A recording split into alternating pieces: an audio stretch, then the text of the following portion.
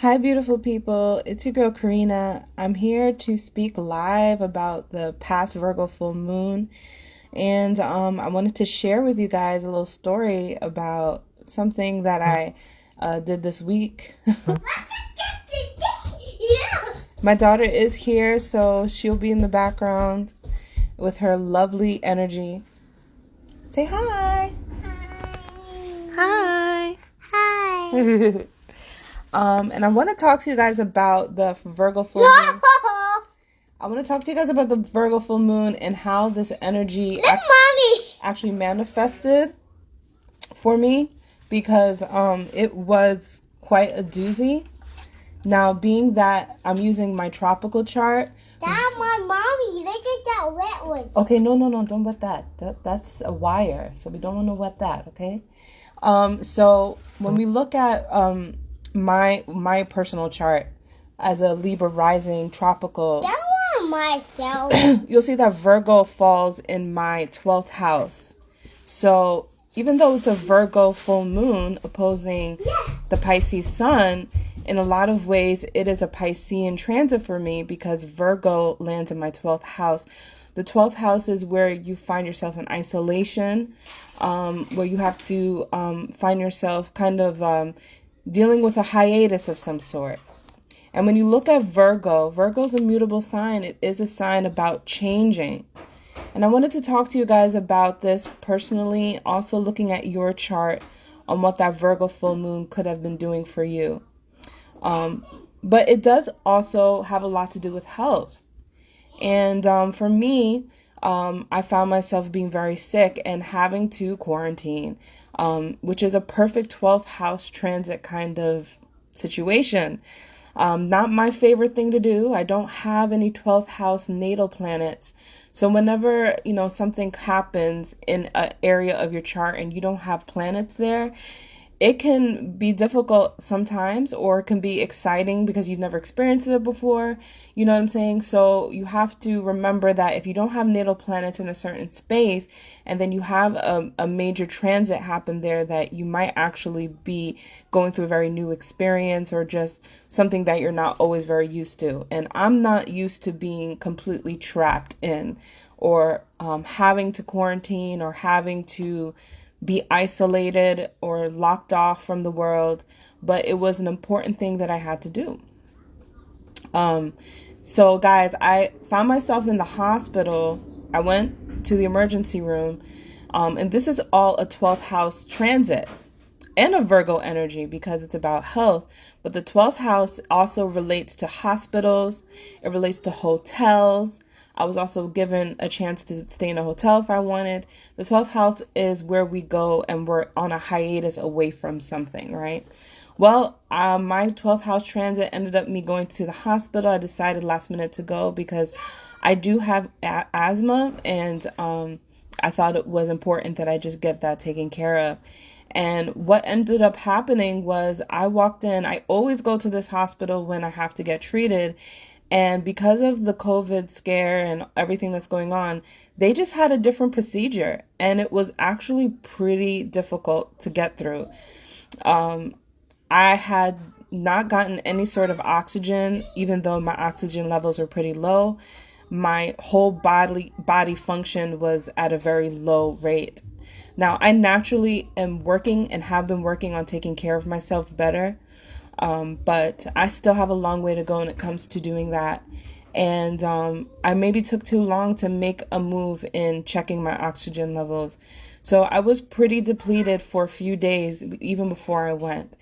But they didn't give me any oxygen. They didn't give me my typical medicine, which is called albuterol. They didn't give me anything in the first 4 to 5 hours that I was at the hospital. And this is also going to tie into being a Taurus. And if you have Taurus in your chart, heavy Taurus in your chart, or planets there, or just look at your chart where Taurus is. We're going through a freedom transit because of Uranus there. And Taurus is definitely more of a compliant, obedient sign. As much as people might think it isn't, because Taurus can be stubborn and be in their own way, it is not one that typically fights back, or it's not really that energy. But because Taurus is having a Uranus transit, people who have strong Taurus placements, you might be feeling trapped, feeling like you're tired of being compliant. And that's exactly what happened to me. I stayed in the hospital too long. They admitted me. I didn't ask them to do that. I didn't approve of them to do it. In fact, they didn't even tell me they were going to keep me and admit me into the hospital. And that was the moment when I realized that I'm really tired of not speaking up for myself and being shy from, being confrontational when I need to be. And so here's the fun part of the story. I decided when my phone started to die and I was getting panicked because I was like, I can't reach my husband, I can't reach my daughter, and I'm admitted in this hospital and they're not treating me right. And I didn't feel like I was getting what I needed, the attention that I needed. I just put on my clothes. I put on my clothes, y'all, and I stormed out of my hospital room and I went to the elevator. And this young Asian nurse saw me and she knew that I wasn't supposed to be leaving, right? And she grabbed my arm and she was holding me back. And I was like, no, I'm leaving. Now, I'm telling you, this is not something I typically do.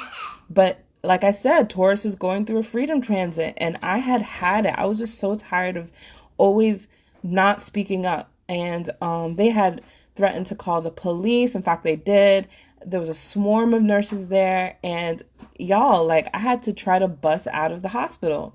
I had to sign a form saying that, I'm leaving against their medical advice, right? This is all Virgo Pisces axis, the axis of hospitals and health. So all this happened right after the Virgo full moon.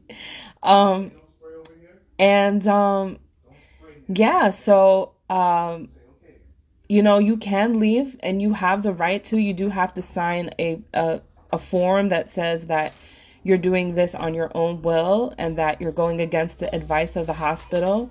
I don't recommend for anybody to be as, belligerent as I was, but I thought it was an interesting experience being that it was right on the Virgo full moon. I did not plan for me to do that. I did not plan to be this way on the Virgo full moon, but it was quite an interesting experience. If you understand the Taurus transit with Uranus and Taurus, you'll also understand that the Virgo full moon was enshrined to the Uranus transit in Taurus. Because why? Virgo and Taurus are earth signs, so they're sister signs. And the Virgo full moon happened around 8 or 9 degrees, which is around the space where Uranus is in Taurus right now. So this was deeply impactful for me, and it really showed me that, I need to learn how to speak up for myself. And maybe if I had done that, I wouldn't have to feel like I needed to bust out. So I thought it was quite a traumatic experience, but I also just thought it would be interesting to share the story, being that it was kind of astrology related, even though I didn't intend for it to be. So, how did that Virgo full moon work out for you guys? Because for me, it was quite a doozy. And I don't have natal planets in Virgo. I don't have any natal planets in the 12th house where my Virgo is. So it was also just very jarring energy. And on typical Virgo full moons, which happen every Pisces season, I don't normally get sick. I don't normally have any energy. So that also can give you an idea of when you have an empty house.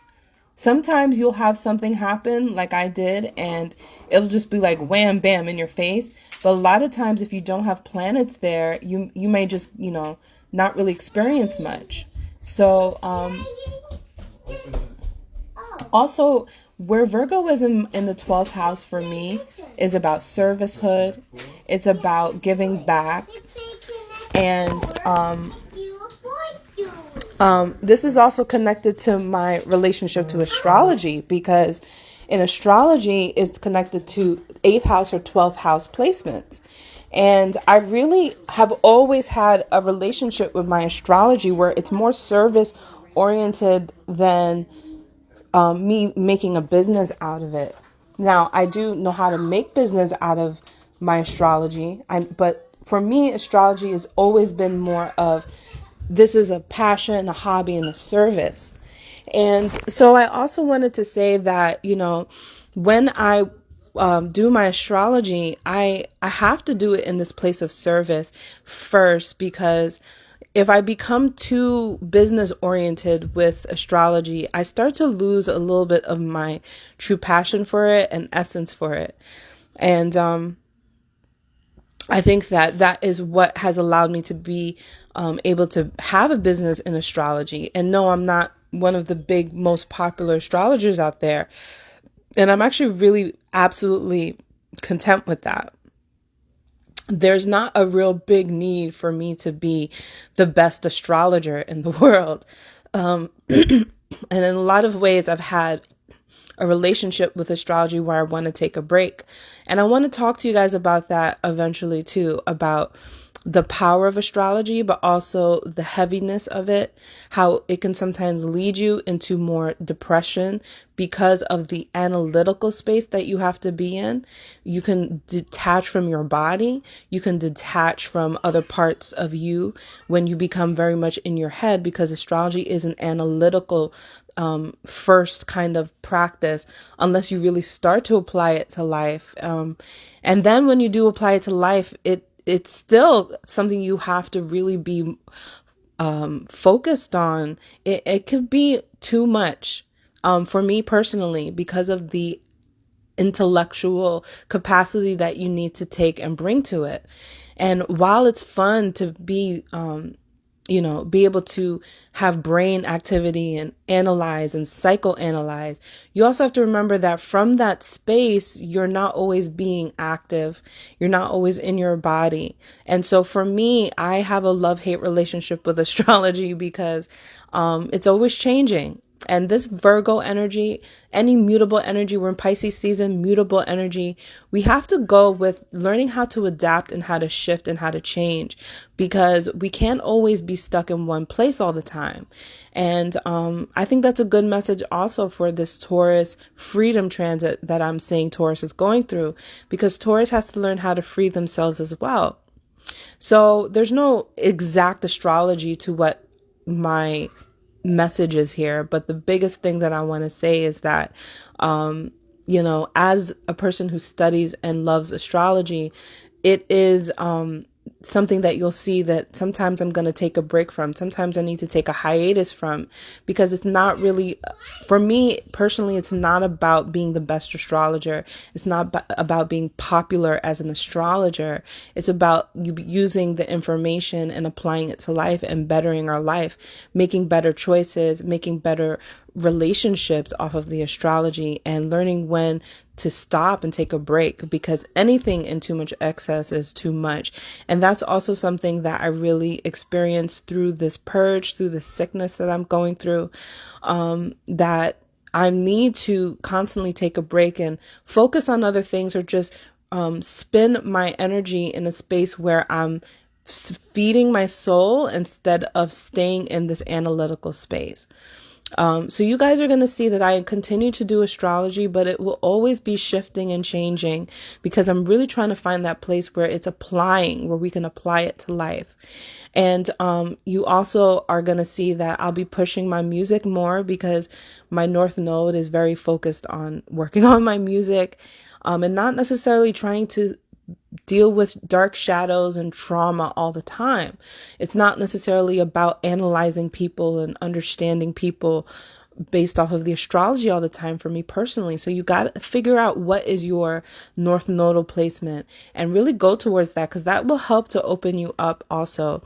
With my North Node in Taurus, it's about me finding that artist, that appreciation for life, the appreciation for the simple things in life, and to not always have to go so deep.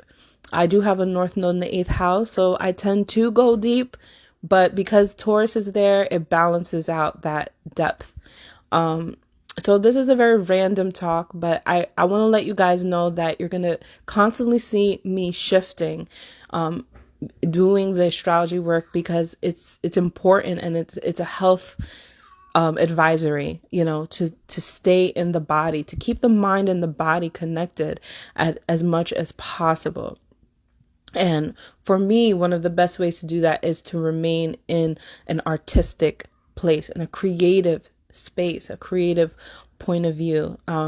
So definitely look out for more astrology spins, but also more creative music coming from me. And I'm also going to be focusing on my spiritual business group and the people who are there trying to build their spiritual business and entrepreneurship. I like to teach this stuff because I feel that the approach that I have is service oriented and it's people oriented, and it is very effective from this point of view. It is also a little bit of a hustle, but it's for the people who really like to, get in a little bit of a hustle. So if you guys are interested in learning how to build your own spiritual business online and market yourself online, I have my own way of doing it. And I have a group called the LC Society. It's called the Life Changer Society. That's what it means. And it's for people who are doing this work because they want to help change lives. And it's a passion of mine, and I'm going to show people in this group how I make money online as a spiritual entrepreneur.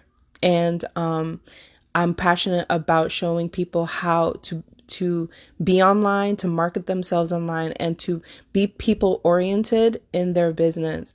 So I will post in the comments below the link to the LC Society group if you guys would like to join me in the group. I will be taking more time right now through Pisces season and focusing on this group right now, just rebuilding it, putting in more content on there. It is connected to a course that I have where I created last year. It's a very successful course that I have on Udemy, and I've gotten great reviews on it. I'm very proud of it. It's better than my astrology course right now, where I teach astrology. This course teaching spiritual entrepreneurs how to build online is one of the highest rated courses that I've made, and I'm very, very proud of it because it's people oriented. And I'll be improving that course as well. And it's in conjunction with the group. So that's what I'm focusing right now for the rest of Pisces season. I just want to update you guys on that. And I just thank anyone who has supported me as an astrologer and as a musician, as a music artist. I know that a lot of people don't know that I do music, but I've been doing music before I ever did astrology. And I'm just in the space now where I've given myself the permission to be a true authentic artist instead of what I think people want me to be. Now you see that the way that I approach it is to be totally 100% self-expressive. And I think that that's important also as a spiritual entrepreneur, to be self-expressed authentically. And so utilizing your creativity also in your entrepreneurship is key to creating your own lane. And so I really am passionate about this, and you guys will see me do a few lives, talks about building your own spiritual business. And I'm going to be doing actually in the group, focusing on teaching people how to create their own courses and also teaching people how to create their own products with very little upfront money. Okay, so thank you guys so much for tuning in. This live audio will stay up for about 30 days on Facebook, but I'll be transferring it to my YouTube channel. That's where I put all of my live audios. So if you don't catch it here, come find me on YouTube as well. And stay tuned. The next 2 talks that I will be doing, because I owe it to you guys, is Venus is Not as Feminine as You Think Part 2. That is definitely on its way. I have a lot of great ideas and notes for that talk. And it's going to be a very special talk. It's coming very soon, I promise. All right, y'all. Peace and love. And I'll see you in the next talk. Bye.